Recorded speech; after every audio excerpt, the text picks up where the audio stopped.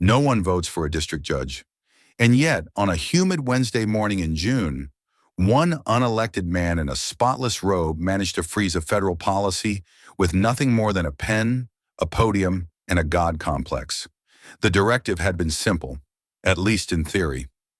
Newly appointed federal oversight czar Kash Patel authorized a streamlined deportation protocol targeting non-citizens with felony records and outstanding warrants.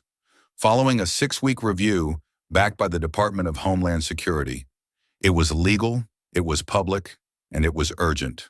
But urgency, as it turns out, isn't constitutional currency in the Northern District of Washington. In the light of significant constitutional concerns, read the ruling from Judge Brennan Miles, hands folded like he was delivering Sunday benediction, rather than unilaterally halting executive action. This order shall be stayed pending further review. Translation: I don't like your policy, so I'm shelving it. Across the river in Virginia, Kash Patel stood in his office, flanked by 2 junior counsel and a desk full of folders still warm from the printer. The email had just hit his encrypted inbox. He didn't yell, he didn't flinch. He just muttered, "Another robe playing president." "Actually," said Natalie Cho, reading from the ruling, "he's citing imminent harm to due process standards." Kash turned, deadpan. Due process for who? The cartel accountant with 3 fake IDs, or the ICE agent who hasn't slept in 36 hours? She didn't answer. She didn't need to. Everyone in the room knew what this was. It wasn't oversight. It was sabotage. Within hours, headlines exploded. Federal judge halts Patel deportation order. CNN spun it into moral victory. The usual crowd at MSNBC was practically high-fiving on air. Meanwhile, in the border towns of Arizona, in the ice field offices of New Mexico, it hit differently. It didn't feel like justice. It felt like déjà vu. At the Department of Justice, Patel's legal team filed an emergency petition. Their target wasn't Miles. It was the man above him, way above him. Chief Justice John Roberts, the same man who once waxed poetic about limited government and judicial humility, now comfortably silent as his bench morphed into a bureaucratic kill switch. They waited. No ruling, no response. Not even a whisper from Chambers. Kash didn't need a crystal ball. "This isn't a ruling," he said, staring at the legal brief like it had personally insulted him. "This is lawfare. Weaponized process dressed in procedural dignity. Weaponized robes." That was the phrase Kash kept muttering like a broken record. Except this track had teeth. "Judicial tyranny," he said, dressed up in docket numbers and judicial decorum, smiling as it rewrote national policy behind closed mahogany doors. And Roberts? He wasn't just letting it happen. "He's not passive," Kash growled, tossing a DOJ memo onto the table like it was radioactive. His air cover. For an operation. The next morning, he didn't do what normal bureaucrats do: circle back, email a press statement, or weep quietly into a latte. No, Patel marched straight into the federal press briefing room at Liberty Complex, his off-site media center since the White House had become more ceremonial than strategic, and took the mic before the podium lights had even adjusted. "Let's get one thing clear," he started, not blinking.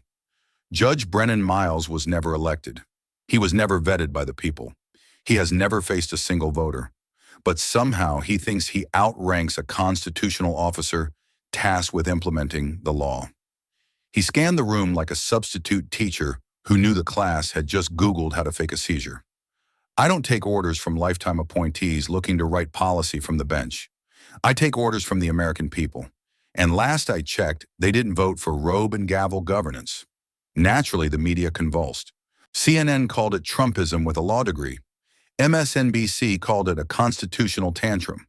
The Atlantic drafted a 5,000-word essay on authoritarian vibes before lunch.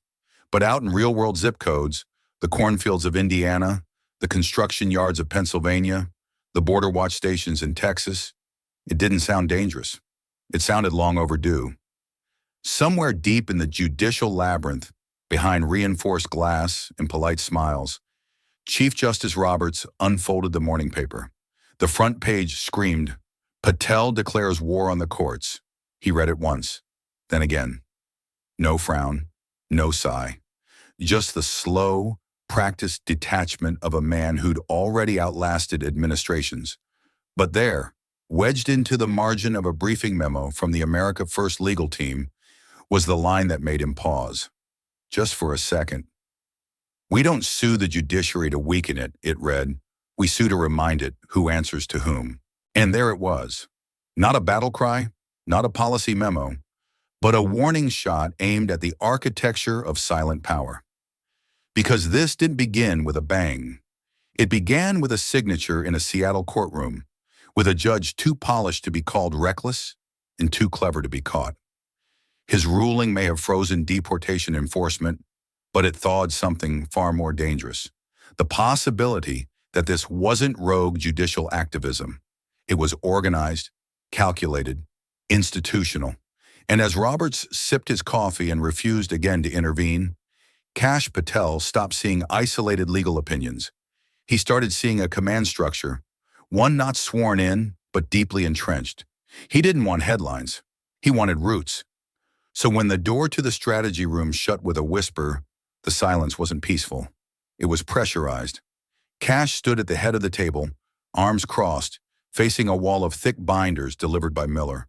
Not Stephen, Christopher, the quiet one. The kind who only speaks when he knows it'll sting.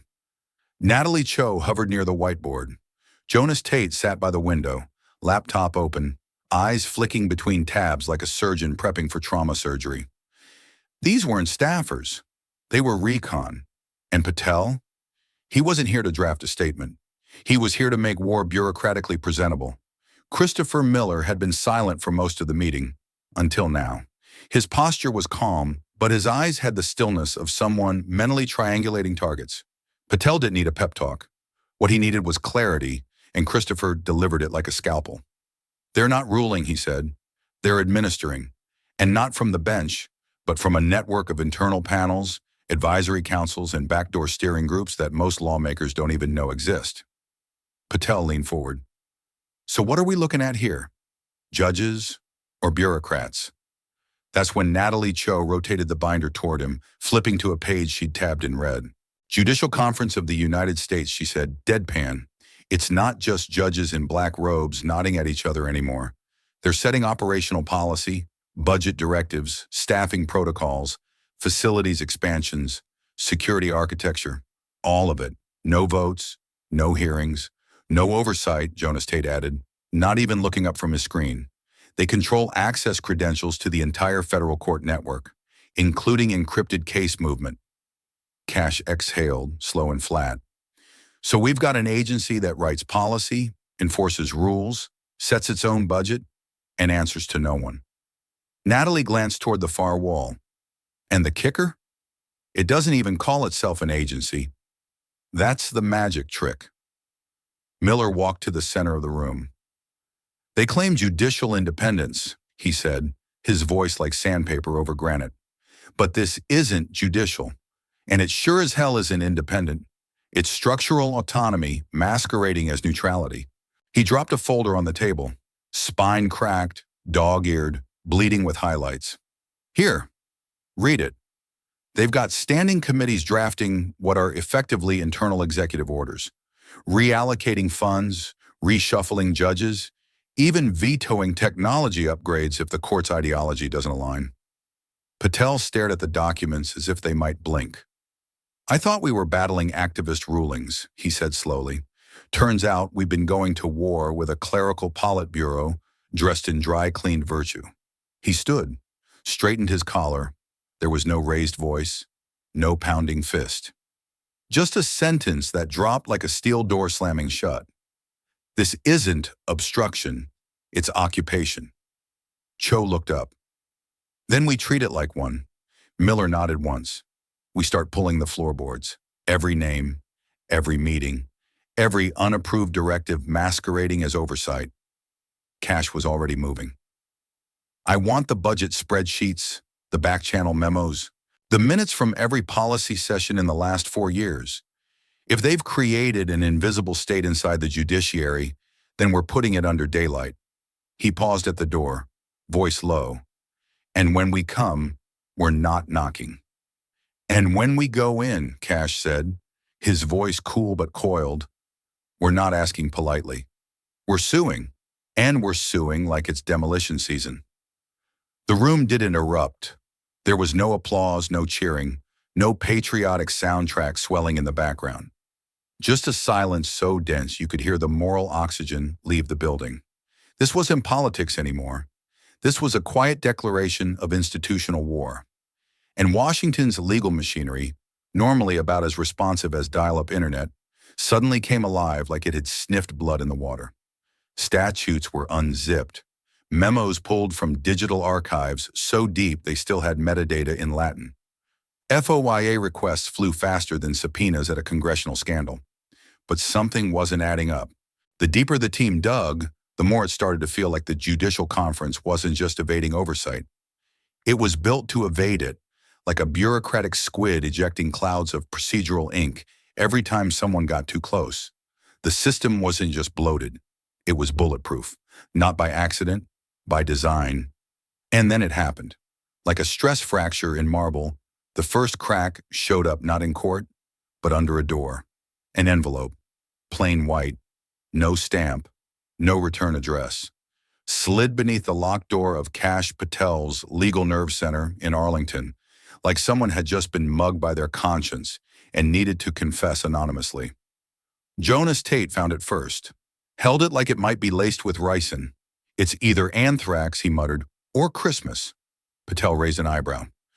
Only one way to find out. Inside one single sheet of paper, laser printed, double-spaced, no header, no signature, just 5 paragraphs that didn't need a name to feel radioactive. Patel read the first line, then read it again, slower.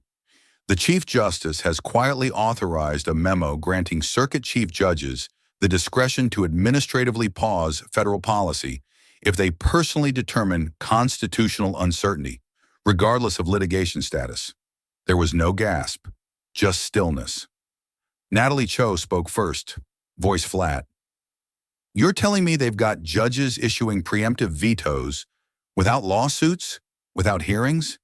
Just vibes? No one answered. Patel just kept reading, slower now, like each word was dipped in kerosene. The justification provided was preservation of constitutional order, but internally it is understood as an informal firewall against policies originating from the current administration. Kash set the paper down like it had burned his hand. Then he leaned over the table, both palms planted, gaze fixed, not on the paper, but on the idea it represented. He didn't yell. He didn't need to. This isn't a memo, he said quietly. This is a doctrine, not of law, of control. He straightened up, eyes narrowed. They're not interpreting anything. They're intervening, not with rulings, with red pens behind closed doors, before we even finish drafting policy. He glanced around the table. And the robe, that's just camouflage. It wasn't a theory anymore. It was a confession, typed in Times New Roman, and it had just given them their first real scent of blood. Next step? Find out who wrote it, or better yet, who approved it. They're not restraining power, Kash said, his tone flat as concrete. They're replacing it. A junior counsel, fresh suit, hollow confidence, raised his hand from the back like he was interrupting a college lecture, not an active investigation. But, is that even legal? He asked half apologetically. Kash didn't flinch. He didn't crack a grin or drop a clever punchline. He simply said the thing no one in that room had the stomach to frame in plain English. No, he said, but if you wrap it in precedent and process and hand it to a federal judge with just enough Latin footnotes, it feels legal. And that's the con. He moved toward the window, gaze fixed on the Capitol dome, as if it were a washed-up actor pretending not to be in on the joke. The skyline didn't blink, but Kash did. Once. This isn't judicial resistance, he muttered. It's bureaucratic continuity dressed as patriotism. One of the staffers, a policy analyst with a nervous tick and a backpack still tagged from the DOJ, piped up, voice uncertain. Do we need to verify the letter? Patel didn't even turn around. No, you don't verify revolutions. You track them. And with that, he picked up the phone. No hesitation, no rhetorical flair, just instruction. Pull everything the administrative office has ever published on internal judicial autonomy. Every side memo, every staffing directive, every non-circulated footnote that mentions discretion or enforcement thresholds. If this is a legal coup, I want the receipts. He hung up, then faced the team like a man looking at a hospital scan he already knew would come back malignant. They're not just bending rules. They're drafting an operating manual for a separate government, one that doesn't need permission, doesn't need a vote, and sure as hell doesn't need the public. The room stayed quiet, but not from fear, from recognition, because now the pieces were starting to click. This wasn't about overreach. It was preparation, not activism, engineering. The judiciary wasn't just ruling after the fact. It was building an internal firewall before policy ever saw daylight. They weren't reacting to the executive branch. They were anticipating it and pulling the brakes before the engine could even start. And for the first time since this fight began, Kash felt it in his spine. This wasn't a leak. It was a blueprint, a schematic of how democracy gets rerouted through procedural side doors and discretionary detours, of how you unmake elections without changing the ballots. Just the levers. The letter had felt like a fire alarm. But what chilled Kash more was how perfectly it fit. The timing, the wording, the precision, the deportation halt, the deliberate judicial silence, the migration of enforcement power from elected officials to anonymous internal bodies. No press conference, no hearing, just absence weaponized. That night, Kash didn't go home. He sat in his office, lights dimmed, the letter in front of him like it might start bleeding if left alone too long. He didn't blink. He didn't blink for hours. Because it wasn't a whistleblower's plea. It was a map. And then, just as dawn broke and the city's machines began to hum again, a folder landed on his desk. No return label, no cover sheet, just one stamp. Confidential, internal use only. Inside, transcripts and a drive. No name, no note, just metadata and dread. It wasn't paper this time. It was sound. The flash drive clicked into the laptop like a key sliding into a vault. No note, no context, just a folder labeled in dry institutional font. Judd Conf, in Williamsburg 24 audio. Kash hovered his finger over the trackpad. No ceremony, just instinct. He hit play, a burst of static. Then, like a ghost stepping out of the shadows, the voice of Chief Justice John Roberts crackled to life, clear as a Senate oath and twice as smug. History will not judge us by how we yielded to the roar of popularity, Roberts began, his cadence crisp, polished, almost bored. It will judge us by how we contained it. No clapping, no coughs, just the heavy hum of unchallenged authority in a soundproof room. Kash didn't blink. He sat motionless, jaw locked. On the audio, Roberts continued with the confidence of a man who'd never lost a chess match he didn't rig. We cannot, must not allow any single elected official, no matter how theatrically endorsed by voters, to unbalance the delicate scaffolding of national power. The sentence dropped like a silk-covered brick, and the room, wherever it was, remained silent. Not out of awe, out of protocol, because everyone in that room knew they weren't listening to debate. They were attending a sermon. Our role is not to drift with political winds, Roberts went on, tone sharpening like a scalpel, but to anchor the nation against them. In the background, a throat cleared, a pen clicked, paper shuffled, probably someone pretending to take notes just to avoid eye contact with history. But Roberts wasn't done, not even close. There are tools available to us, he said, now unmistakably assertive, that do not require televised hearings or majority consent. Administrative holds, discretionary injunctions, procedural friction. We don't need to confront executive power to paralyze it. At that exact moment, Kash Patel reached for the pause key but stopped mid-motion. He knew what was coming, and then it arrived, delivered not as an aside, not with apology, but as doctrine. If democracy delivers us an erratic hand, Roberts said calmly, then the courts must be its gloves. Silence, not just on the recording, in the room. Kash hit pause, not out of disbelief, but because he couldn't hear another word without setting the building on fire. He didn't turn to his staff. He didn't pace or ran or quote constitutional theory. He didn't need to. All he said was this: he's not interpreting the law. He's insulating himself from the consequences of an election. That was the moment the room changed temperature. No one argued. No one needed to. Phones lit up like flares on a battlefield. Laptops flipped open with the urgency of battlefield triage. The research team stopped researching. They started mobilizing. This wasn't speculation anymore. It was testimony. The kind you don't get on the record, but in locked rooms, surrounded by robes, inside a system that's convinced itself that its permanence justifies its secrecy. And across the river, as the Capitol's dome sat bathed in early light, a transcript landed on Kash Patel's encrypted tablet. He read it once, then again, then a third time, slower than before, because now it wasn't a question of what had been done. It was a question of how many people knew and said nothing. Kash didn't say it for the room. He said it to the founders, or maybe to their ghosts still clinging to parchment in some glass case on Constitution Avenue.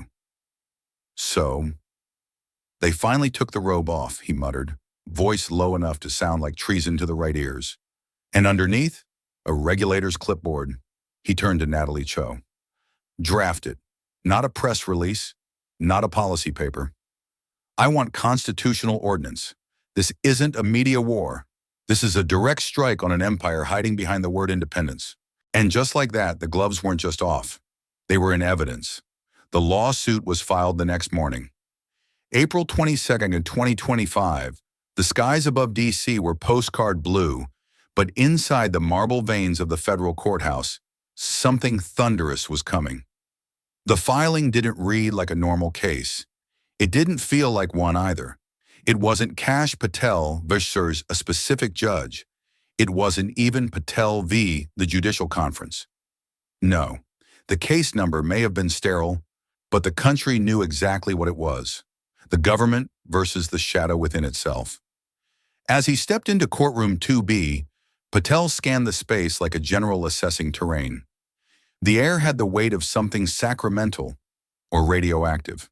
The gallery was packed. Reporters from every network elbowed one another with caffeine and adrenaline in their veins. Even the interns had that twitchy look of people who knew they were about to witness something that would show up in bar exams for the next 50 years. Cameras were technically prohibited but omnipresent in metaphor. Satellite trucks outside, analysts already scripting their explainer threads in real time. And at the center of it all sat Judge Claire Pendleton. Silver hair, spine straight as a plumb line, face unreadable. She didn't ask for this case, but federal randomization is a coin flip the Republic learned to take seriously. She looked less like an arbiter and more like someone asked to defuse a ticking constitutional device in front of a live audience. To her left, the plaintiff's table. Seated calmly, not with pomp but with purpose, was Natalie Cho, briefing book open, annotations bleeding through sticky tabs. Beside her, the man himself, Kash Patel. No red tie, no grandstanding. Just a calm stare honed over decades in classified rooms and foreign theaters where enemies didn't always announce themselves. He didn't look angry. He looked tired of being correct too early. Across the aisle, tucked behind gleaming defense placards, sat the other side. The Judicial Conference had sent not just lawyers, but their architect, Chief Justice John Roberts. Not in his robe, but no one in the room was fooled. The absence of fabric didn't erase authority. It only revealed the full shape of its posture.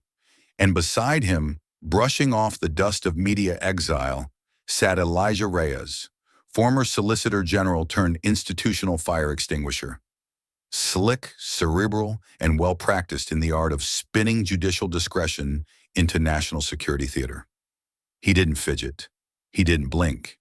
He just looked like a man who'd spent years polishing his tone for moments exactly like this. Judge Pendleton gave the customary nod. Polite, measured. This court, she said, will now hear opening remarks in the matter of Patel et al. v. Judicial Conference et al. And just like that, a trial that no textbook had prepared for began. On the defense table sat Elijah Reyes, ex-Solicitor General, media darling of the legal left, and longtime connoisseur of well-tailored neutrality. He adjusted his cufflinks with the casual confidence of a man who'd once spun drone warfare into constitutional necessity on PBS. Beside him, equally composed but radiating the kind of unspoken gravitas you couldn't dry clean out, was Chief Justice John Roberts. No robe, no bench. Just a dark gray suit, a folded pocket square, and a gaze like a loaded camera, always on, always controlling the frame. No one in the courtroom was fooled.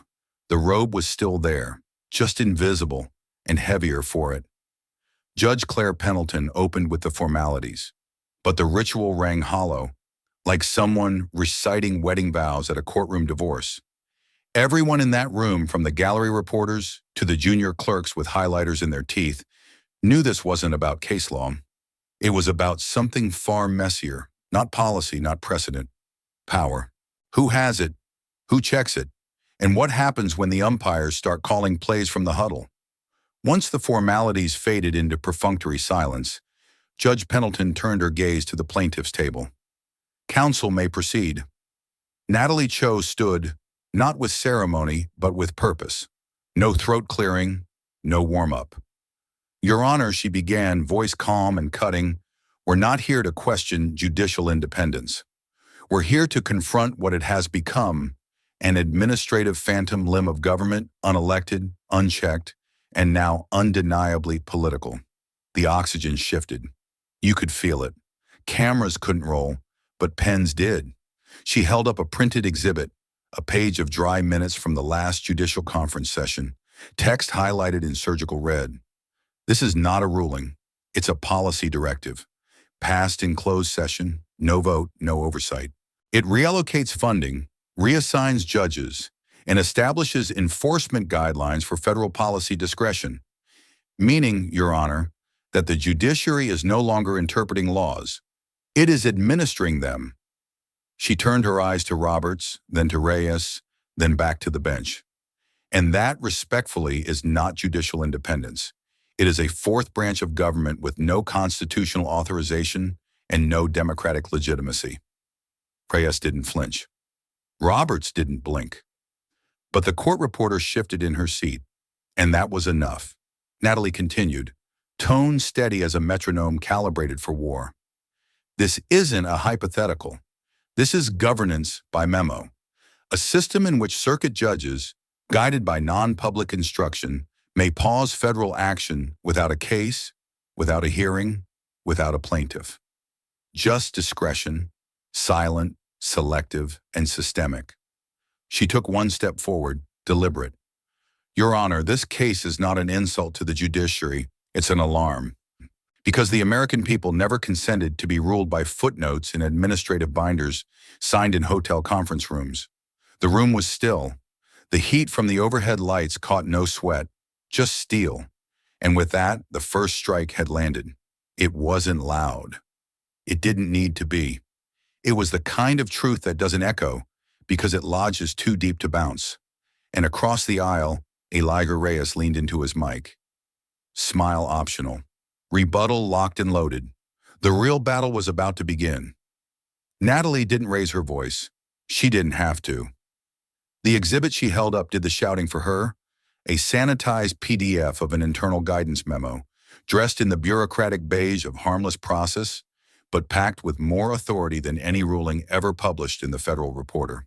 When unelected committees within the judiciary begin issuing operational orders that reshuffle resources, pause federal mandates, and re-engineer enforcement priorities, all without oversight, all without hearings.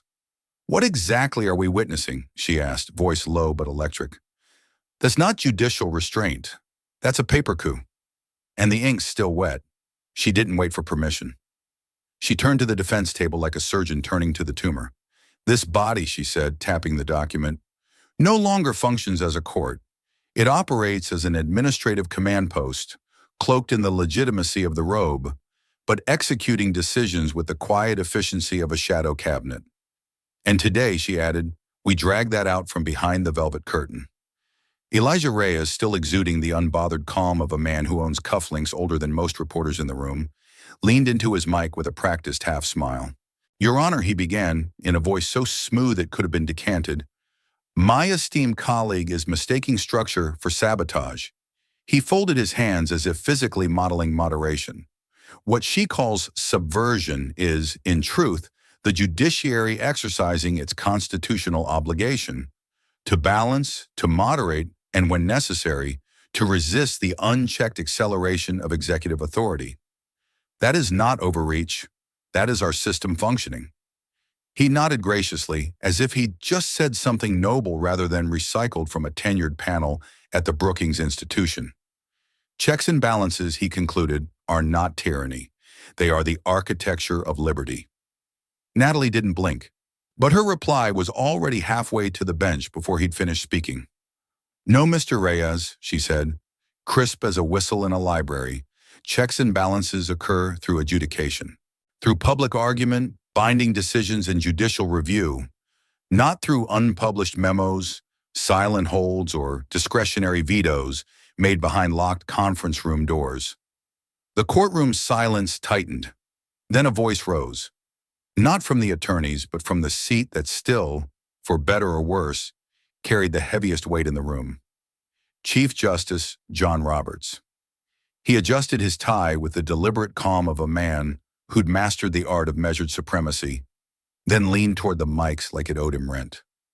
"There's a reason," he said, his voice polished, judicial, and maddeningly serene, "the framers gave lifetime appointments to judges. It was not to insulate us from scrutiny, but to insulate the country from transient passions, from the whiplash of popular sentiment turned policy." He paused just long enough for the phrase "transient passions" to sink in like a condescending sigh.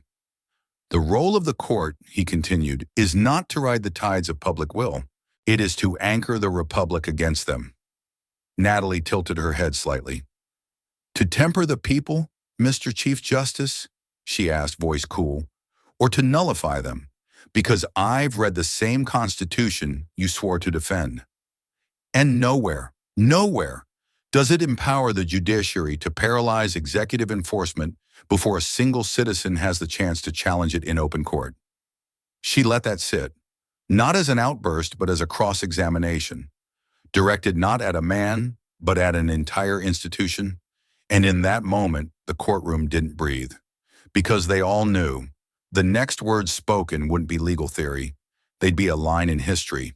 Kash Patel, seated behind Natalie, leaned in, hands interlocked, eyes locked, jaw so tight it could have cracked a gavel. And then, slowly, deliberately, he rose. No fanfare, no theatrics, just gravity in motion. The room responded the way gravity always demands. Everything pulled toward him. He didn't yell. He didn't pound a table. He just spoke like a man who'd finally decided to stop asking nicely. "I didn't come here to argue philosophy," he said, his voice steady, unmistakable. "I'm here because a quiet little network of unelected judges seems to believe they outrank 80 million citizens and the Constitution they voted to enforce." He turned toward Judge Pendleton, his gaze direct but unflinching. "I didn't swear an oath just to be second-guessed by legal interns with podcast platforms and lifetime aspirations of clerking for whatever circuit court has the most cocktail parties." A few reporters scribbled faster. A few lawyers shifted uncomfortably. Kash didn't stop. "I took that oath to serve the American people, not to babysit a judiciary trying to run the republic like it's a Harvard club with security clearance." He pivoted to Roberts, who hadn't moved a muscle. "You want to discuss restraint, Mr. Chief Justice?" he asked, voice dipping to a razor's edge. "Let's talk about restraint. Because if I had chosen to use every inch of Article 2 authority, and I mean fully leaned in, we wouldn't be here debating memos. We'd be rewriting the judicial charter line by line." Roberts didn't flinch. He didn't speak either. That silence in any other courtroom might have passed as dignity. Here it landed more like tactical surrender. Kash's tone dropped even further, sharp enough to cut policy. "I'm not looking to burn down the courts. I'm here to remind them the people built this house. Not the bench, not the clerks, and certainly not the administrative shadow staff writing vetoes in 12-point font. The room froze, not in fear, but in the kind of stillness that comes when someone says something everyone else was too polite to say first. Judge Pendleton adjusted her glasses. No objection, no ruling. Just a look that said, "Keep going." Natalie didn't move. She knew what was next. Kash turned to the evidence screen, raised a remote, and pressed a button. A document appeared, pixel perfect, bureaucratic to the bone, an internal procedural directive, cold, dry, lethal. He faced the court again. "Your Honor," he said, gesturing without theatrics, "what you're seeing is not theory. It's not legal interpretation. It's a user manual for soft coups."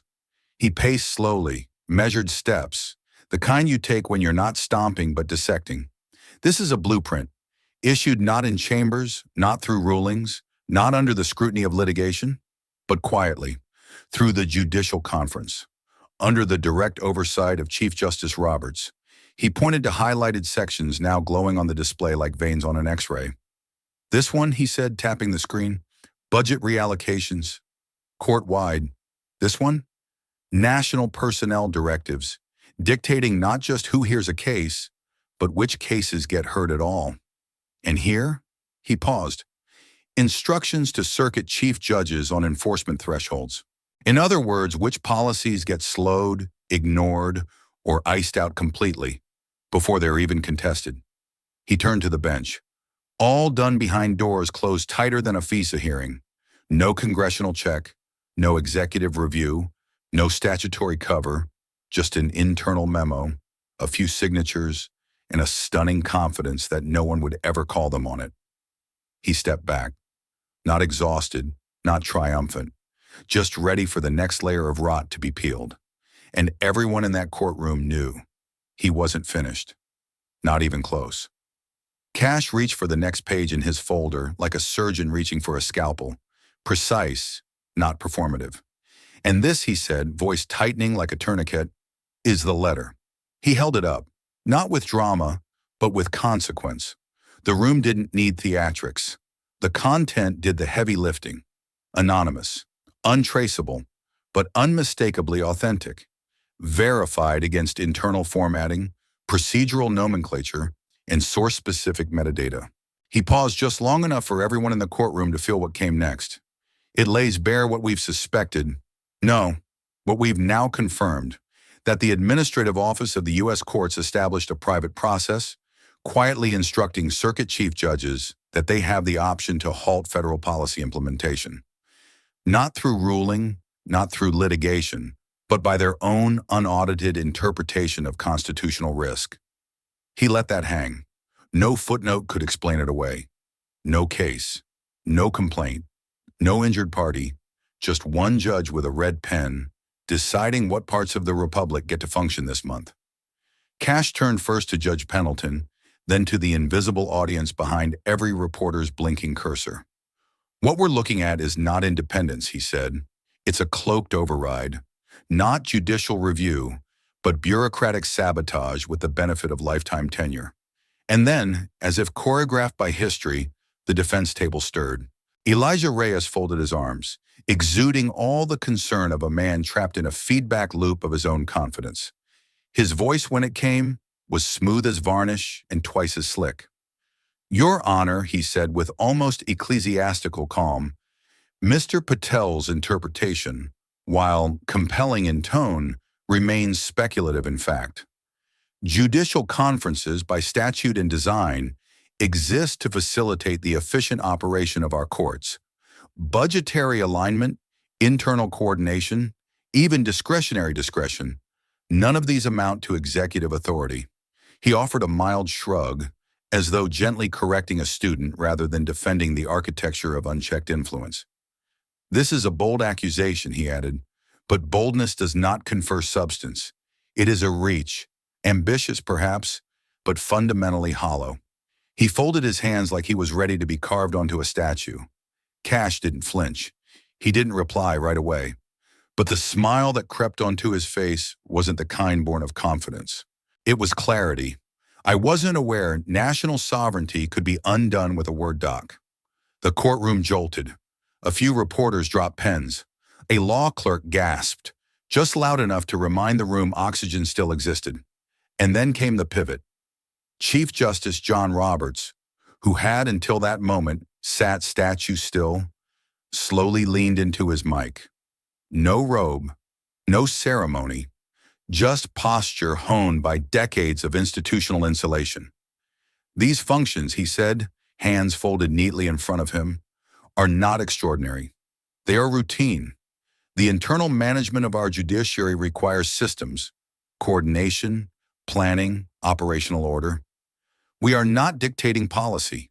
We are managing continuity. The words were chosen carefully, like bricks stacked just high enough to suggest a wall without calling it one. Kash raised an eyebrow, eyes narrowing.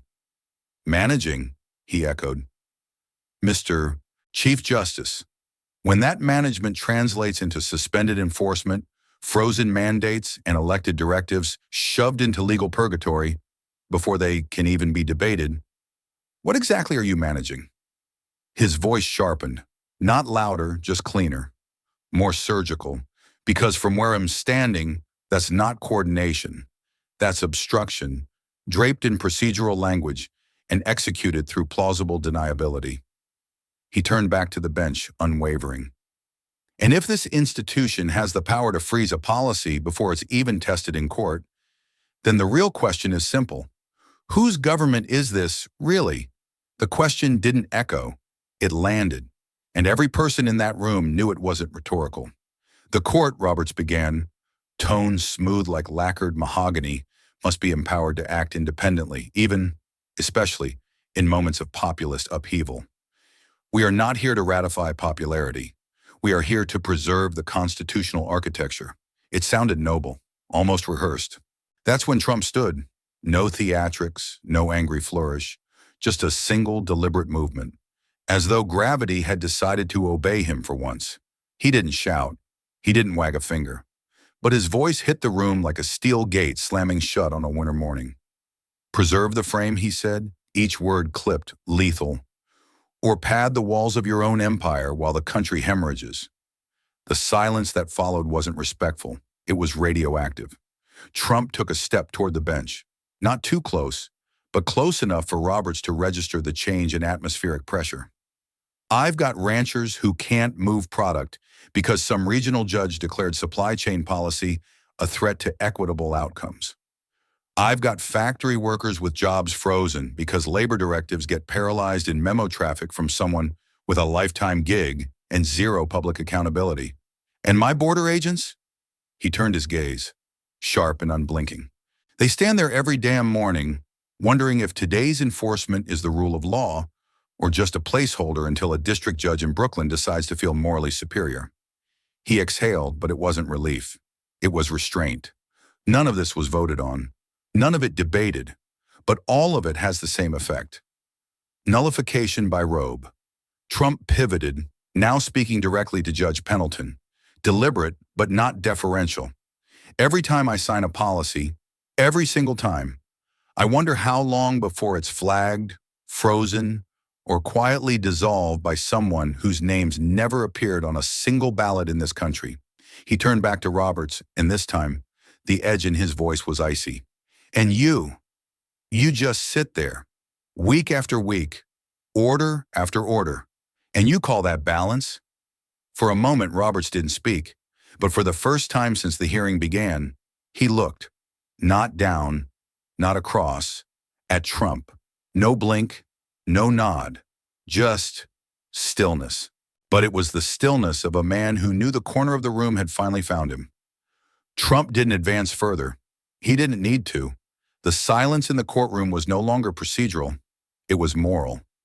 Even the C-SPAN cameras seemed to hesitate. And then, like an orchestra returning to its conductor, all eyes shifted to Stephen Miller. He didn't look triumphant. He looked ready. His hand moved without tremor.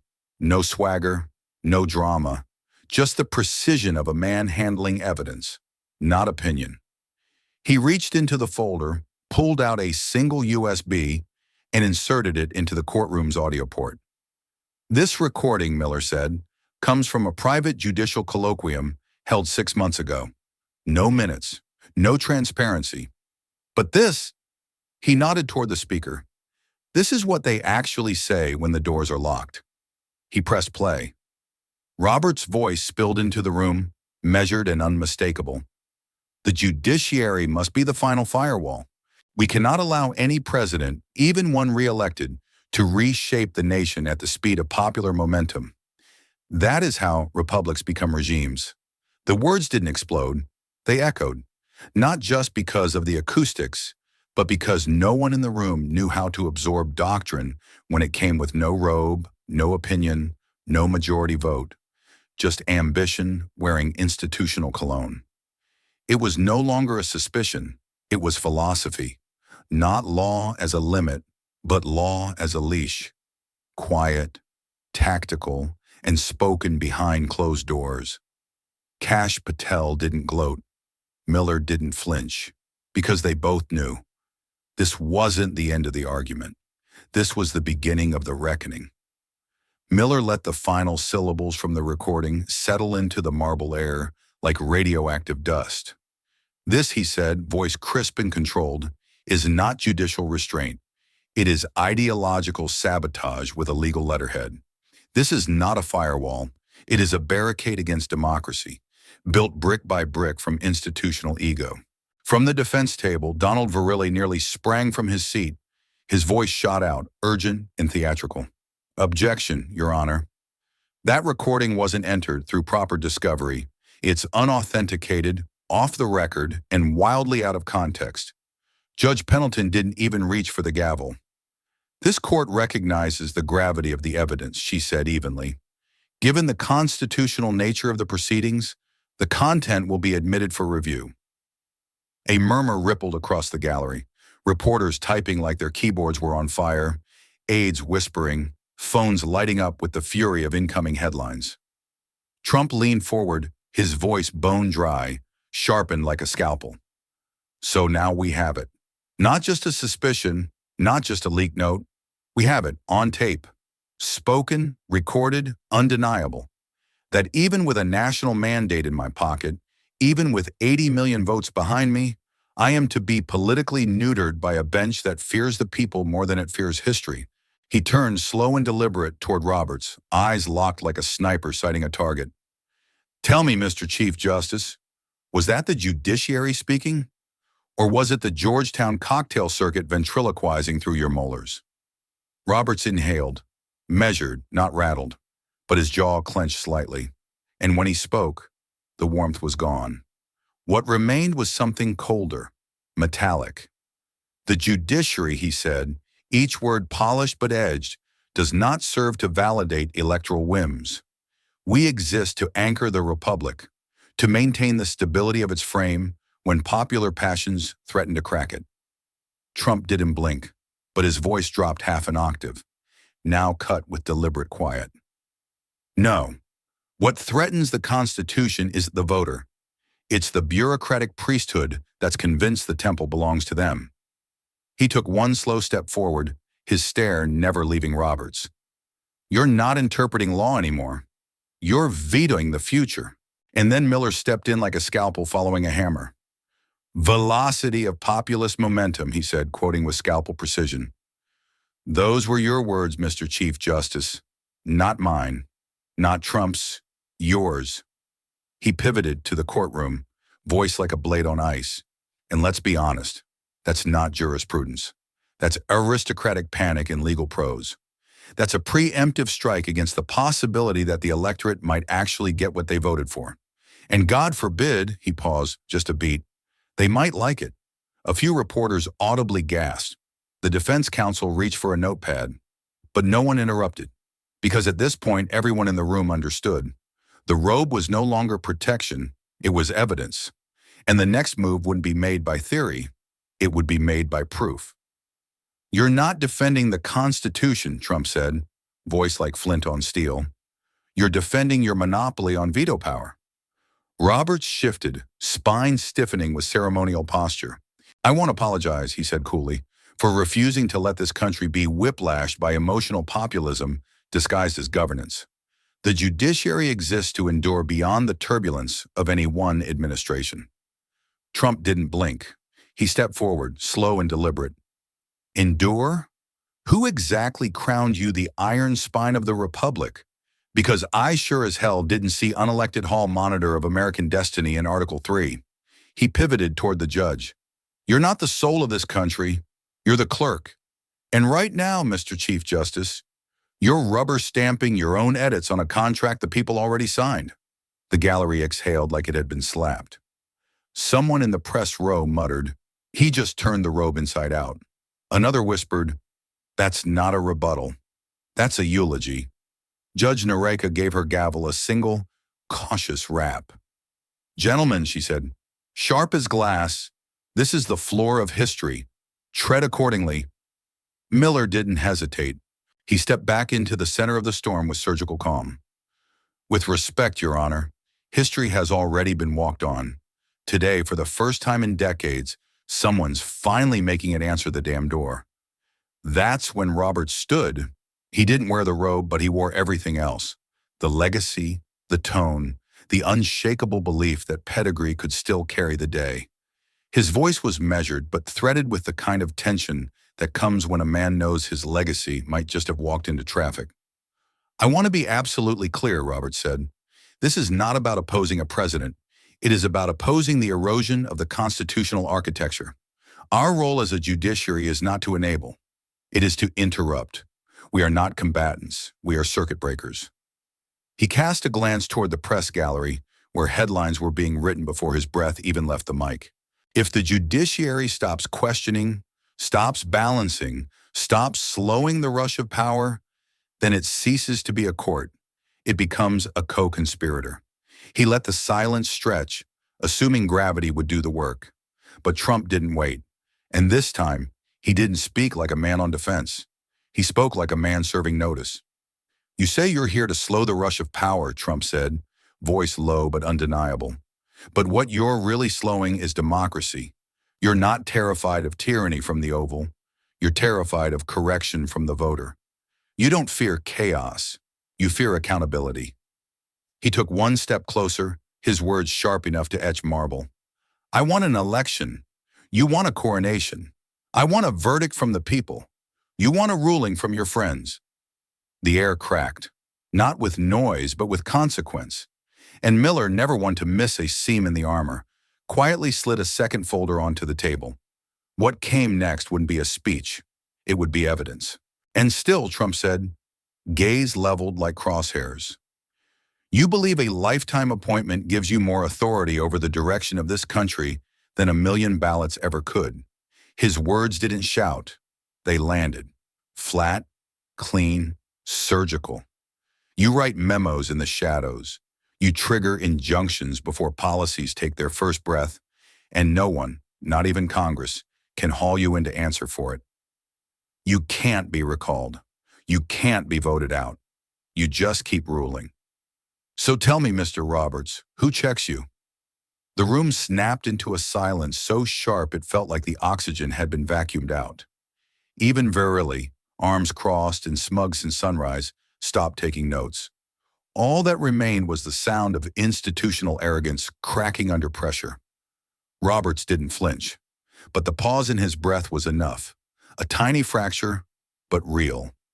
Stephen Miller, never one to let a silence fester without consequence, stepped in like a man pressing the scalpel deeper.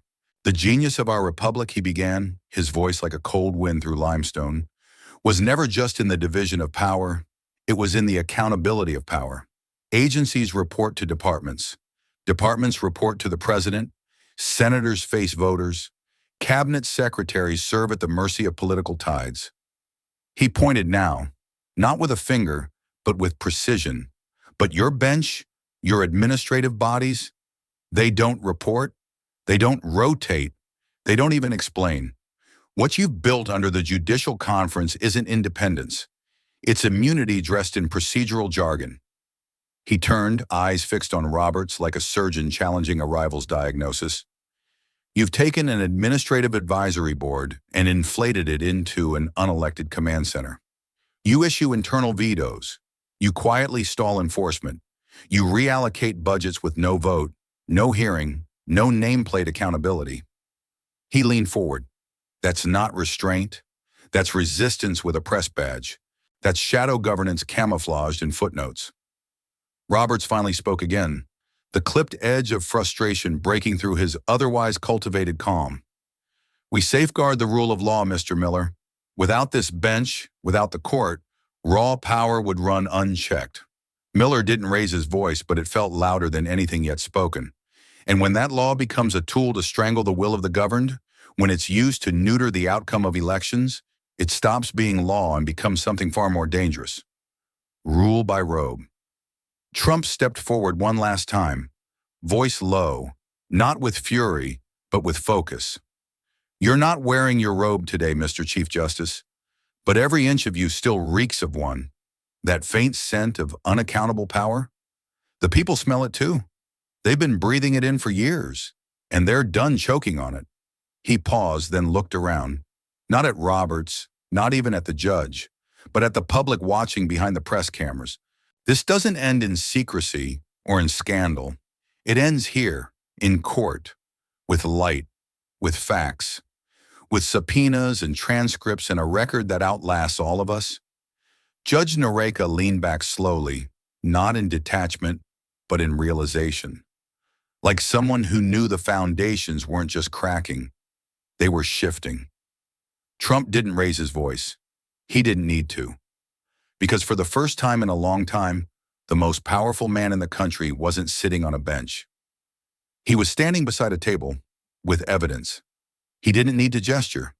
He didn't even raise his voice. Standing dead center beneath the seal of the United States District Court, Trump looked like a man who hadn't just walked into a courtroom. He'd been circling it for a decade, waiting for the moment history would stop pretending it was neutral. But this time, he didn't address the bench. He addressed the lens. "Let me make this plain," he began, each word clipped like it had been loaded in the chamber for years. "You didn't vote for John Roberts. You didn't elect a subcommittee of clerks with robes and Latin diplomas to decide which parts of your government get to function. You voted for a president. One. Singular. Me." The gallery leaned in. Reporters paused mid-keystroke. Even Judge Nareka didn't shift in her seat. She knew a sledgehammer when she saw one coming. "I didn't win by whispering. I won because I said the quiet part out loud, and millions of Americans said, 'Finally.' I came back because those same Americans didn't ask me to negotiate with the status quo. They asked me to bulldoze it."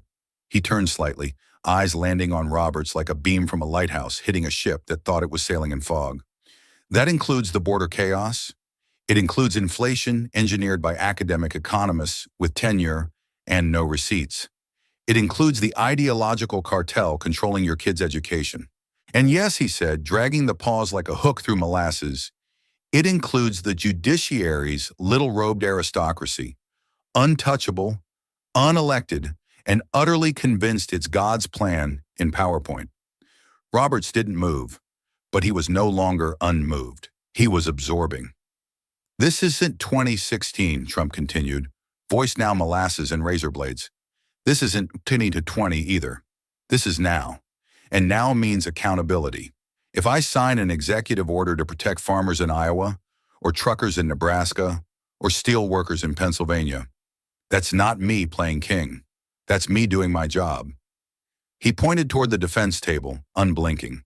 "And every time a district judge in San Francisco or Brooklyn sends that policy to the morgue with a half-page ruling and a condescending footnote, they're not overriding my authority.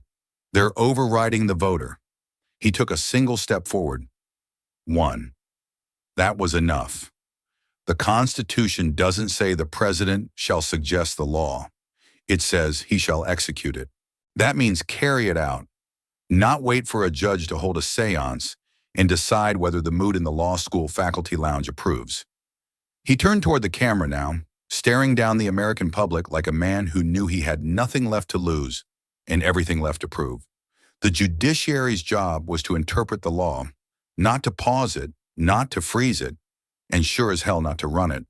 But what we have now, in that little-known star chamber called the Judicial Conference in its administrative office, is not checks and balances. It's cloaks and daggers. He paused, slow and deliberate. A shadow government with clerical immunity, and then the hammer dropped. "Well," he said, voice low and loaded, "I'm here to turn on the lights." A ripple moved through the room, a murmur in the gallery. One journalist gasped like they just watched the first crack form in a dam. Judge Nareka tapped her gavel once. Ceremonial, not corrective. She didn't stop him, because by now no one could. For a moment it seemed as if time itself had paused out of professional courtesy. The room, thick with cameras, consultants, and constitutional scholars, sat under the weight of that ruling like a cathedral under new command. The clerk's pen scratched faintly against the docket sheet, the only sound in a chamber where no one dared to breathe too loud, because something had just shifted, not legally, but tectonically. Across the aisle, Roberts remained in his chair, not hunched, not broken, just still. But the stillness didn't project authority anymore. It radiated exposure. He looked less like the steward of a sacred order and more like the final statue in a toppled regime, untouched only because no one needed to kick it down anymore. Stephen Miller didn't gloat. He merely closed the folder in front of him, not like a man finishing an argument, but like a surgeon sewing up a chest he knew would never beat the same way again. Judge Noriega glanced toward the gallery, where the press had turned feral in silence. Fingers clattering over keyboards, thumbs firing off headlines before context could catch up. But none of it mattered now, because what had happened wasn't a PR event. It wasn't spin. It was structural. The judiciary wasn't on trial in theory anymore. It was now on trial in fact. And for once, it didn't have final edit. Trump stepped back behind the plaintiff's table, his posture neither triumphant nor defiant.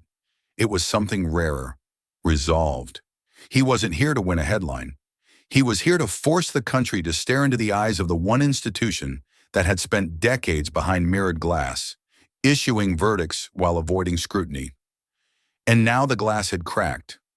On the defense bench, Donald Verrilli had gone pale beneath the patina of practiced calm, his hands folded tighter as if gripping doctrine could hold back the political reckoning now bleeding through the courtroom walls.